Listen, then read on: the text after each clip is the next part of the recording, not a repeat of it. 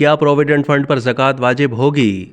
सरकारी या निजी इदारों में जिन मुलाजमीन को उनकी रिटायरमेंट के बाद प्रोविडेंट फंड दिया जाता है, ये रकम हुकूमत के फंड में जमा रहती है। दौरान मुलाजमत मुलाजिम उस रकम से कर्ज भी ले सकता है। इस हवाले से सवाल किया जाता है कि क्या इस फंड पर ज़कात वाजिब होगी? मुफ्ती मुनीबुर रहमान इस मसले के जवाब में कहते हैं कि सरकारी महकमों और प्राइवेट कंपनियों में मुलाजमीन की तनख्वाहों से हर महीने कुछ रकम बतौर फ़ंड काट ली जाती है और मुद्दत मुलाजमत की तकमील या रिटायरमेंट से पहले मुलाजमत छोड़ने पर तयशुदा कवायद के मुताबिक महकमा या कंपनी की तरफ से कुछ रकम मज़ीद मिलाकर मुलाजिम को दी जाती है। दौरान मुलाजमत भी अगर इस मुलाजिम को उस फंड से कुछ रकम निकालनी हो तो वो कर्ज के तौर पर लेता है जो उसे किस्तों में वापस करनी होती है।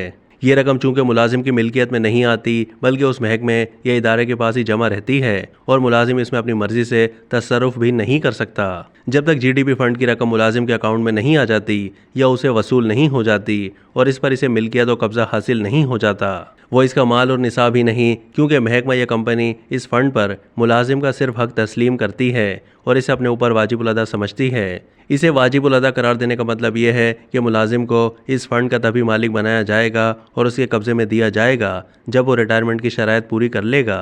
उसका हुक्म यह है कि जब तक इस रकम पर मुकम्मल कब्जा और तसर्रुफ हासिल ना हो उस पर ज़कात आयद नहीं होगी और कब्जा हासिल हो जाने के बाद गुज़िश्ता सालों की ज़कात उस पर वाजिब नहीं होगी, बल्कि उस साल और आने वाले सालों में जितनी रकम उसके पास मजमूई तौर पर जमा है उस पर उसे ज़कात देनी होगी। जीपी फंड की वसूली के वक्त अगर मुलाजिम के पास पहले से निसाब के मुताबिक नकद रकम मौजूद हो तो जीपी फंड से मिलने वाली रकम को भी उसके साथ शामिल कर लिया जाएगा और जब पहले से मौजूदा रकम का साल मुकम्मल होगा तो उसका भी साल मुकम्मल समझा जाएगा और रकम के इस मजमूए से ज़कात अदा की जाएगी। अगर फ़ंड की वसूली से पहले मुलाजिम साहिब निसाब ना हो तो उस फंड पर साल गुजर जाने के बाद ज़कात वाजिब होगी।